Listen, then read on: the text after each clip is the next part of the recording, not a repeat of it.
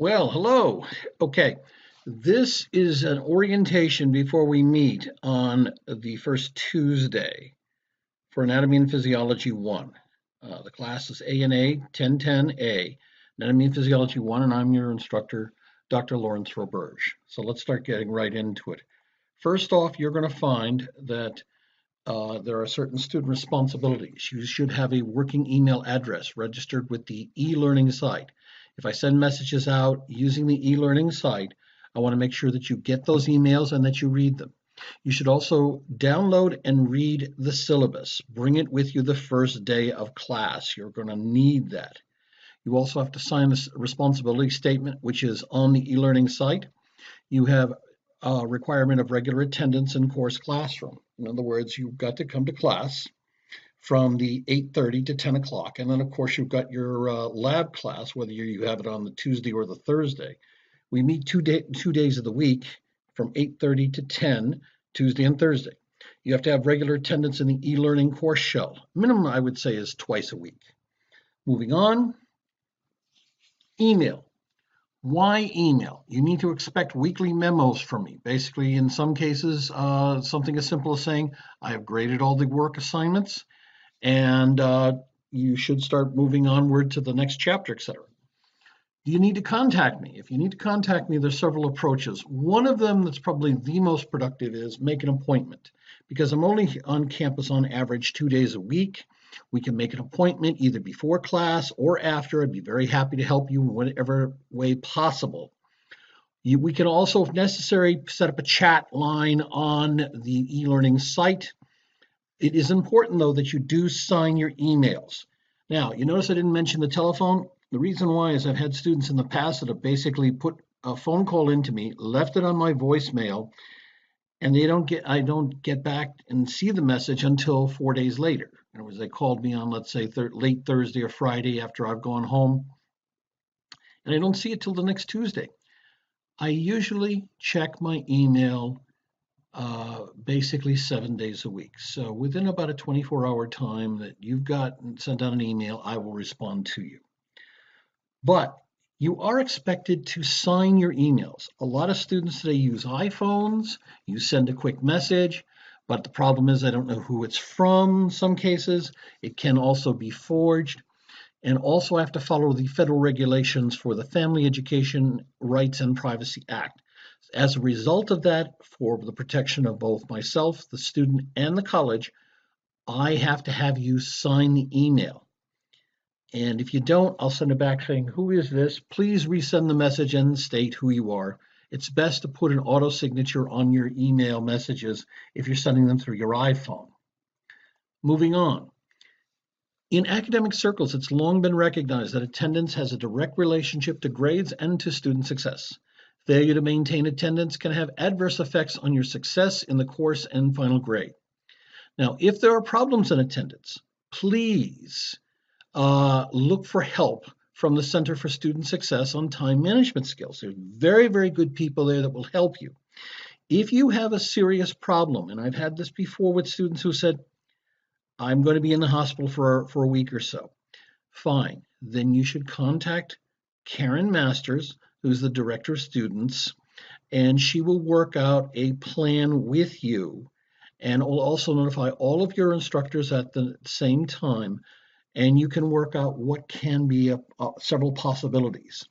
If you're going to be out of the country, let's say you have a death in the family, you have to travel outside the United States, and that happens, you need to notify the instructor, and if necessary, you're going to be away for a long period of time, you may want to contact Karen Masters as well.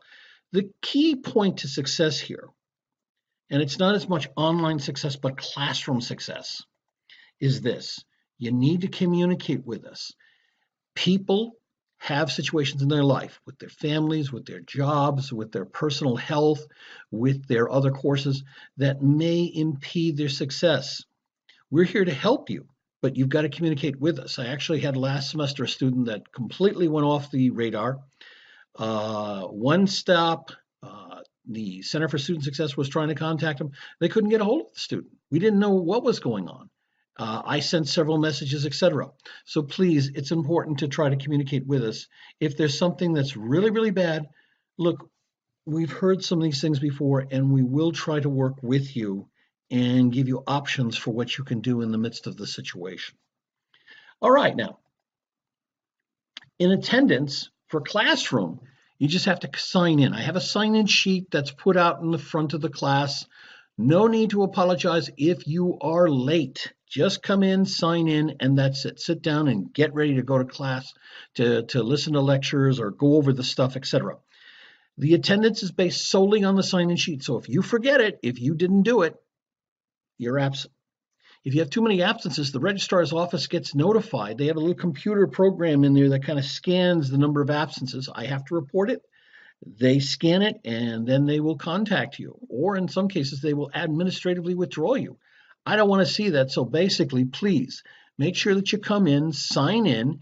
If you're 10 or 15 minutes late, there's no need to even sit there and apologize. Hey, it happens. You get caught in traffic or something else like that. It's important to dutifully note your attendance. And if you have questions about that, check the syllabus for further details. Now, it's the policy of La Brea College to administratively withdraw students from the class with 3 consecutive absences. Now, notice that this is for unexcused absences. If you're going to be out because you have a sick child, that's an excused absence. You just need to notify me, and I mark it down, absent, excused. If you're going to be late for class because you got caught in traffic, don't fret. Send me an email, state that, and that's fine. If there's going to be a situation where you are been injured or you're in a car accident, well, you just send me a message as quickly as you can within 24 hours after the class, and it's absent, excused, okay? But you don't want to have your grade penalized. Now, by the way, if you do have over 3 unexcused absences and you're subject to a 1 grade reduction penalty, the situation is such now that you will not go below the passing grade of C+. If you've got a B+, it goes to a C+. But rather than avoid all these unexcused absences, just basically try to log in, or I should say really sign in when you come to class. We're lecture and lab, and everything will be fine. And if you're out for a reasonable situation, reasonable as, you're sick or something else like that, no problem. It's absent but excused, and that's it. It's not going to be held against you. Students will be notified by the student advisor in the registrar's office if the La Brea College has to administratively withdraw you. Now, at the start of the course, all students must go to the e-learning discussion section site. There's one particular part there that says that you have to have this responsibility statement. I have read the syllabus and agree and will follow all the requirements, deadlines, announcements, email memos, and conditions of the course. I've read and accept the policy banning the use of iPads, smartphones, and smart devices during assignment submission. What you need to do is you can copy that statement and then put it into your posting there for student responsibility. Sign your full name, as long as you mean it. This statement must be posted by the end of week 1. Okay? Now, what are some of your student responsibilities? Well, textbooks have not changed this semester. We still got the 11th edition for the lab book, the 10th edition for the lecture book. You do have, if you bought the package, the current Pearson access codes for mastering A&P. If you look in your syllabus, you'll find in bold print the course ID codes for lab, and eventually we'll get the one for lecture. The lecture ones are going to be given out. Let me get that straight. Sorry about that, folks. The lecture one is included in the syllabus.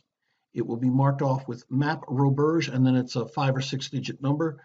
The lab one will be posted soon enough when we start the lab, so I should be getting that soon.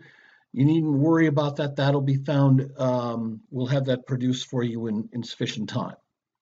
Now let's go into a little bit of an e-learning demo. If, let's say, you're a student, and this is the first semester for you, and you have not had any prior A&P courses here at La Brea, you probably don't have any registration with Mastering A&P. If you do, but it's through another school, it might not work. If it's been well over a year and a half since you have retaking A&P 1, you may need a new course access card, and you can get that online. But let's say that you have the card in your hand. And the card, if you open it up, it's got a flap in it, and it's got a series of 6 pseudo words. They're just jumbles of all capitalized letters. You want to register. And so where you would register is click on this where it says student, and then you have to provide your email address, and then you're going to basically register. And once you register, you can then choose the course ID number. Now, it's two processes. Registration gets you hooked into Mastering A&P, but then once you're in Mastering A&P, you got to get hooked up with my particular class in Mastering A&P, and that's what the course ID number provides you with, okay? And I'll show you a little bit more about that. What that should look like is right here. Now, you'll see it, ANA 1010A Lecture Spring. You'll know you're doing okay because you've got that information. Here is your course ID number, okay? And you can tell if you look here, here is the front cover of the recent lecture textbook. Then when you click on the assignments right there, it'll tell you what are the assignments. You'll also come back to the main page and it'll tell you, as you can see here, all the assignments and what dates they're due and when's the cutoff time. So there's no problem there. Can't, must, not fuss, no problems there. Let me just go over a couple of other pointers. So you're going to register. Now, what's it going to look like? It's going to look something like what you see there, but that's an older version. And what you'll see is it'll ask you first the question in the process after you've done your email registration. Do you have an access code? And that's the card. And as I said, you pull the flap open and there are the examples. So you say yes, and then you move on. And you have a licensing agreement, and you scroll down to the bottom and say, I agree. Basically, it's saying you're not going to misuse Pearson's Mastering A&P information in any way. Then what you do is you have to get yourself registered. So you create a login name and a password. Now look, you need to write this down because you're going to use Mastering A&P for both AP1 and AP2 at Labouré. That's A. And B, I never know what your login name nor your password is. That's your own personal stuff. But you may need it. And if you forget it, the only people that might be able to help you, and I use emphasis on might, is the tech help number for Mastering A&P, which is also listed on the Mastering A&P site page. Then if you notice down below that is entering your access code, and there it is, that pseudo word there that you have to put in. Then you go to the next page, and of course you put in your first, last name, your email address, you retype it. Now, this is where it's going to get tricky. School location, we're in the United States. Pearson may or may not have upgraded itself to the 02186 Milton, Mass address with being titled Labouré College. They may still use the older version, which is 02124, which was in Dorchester.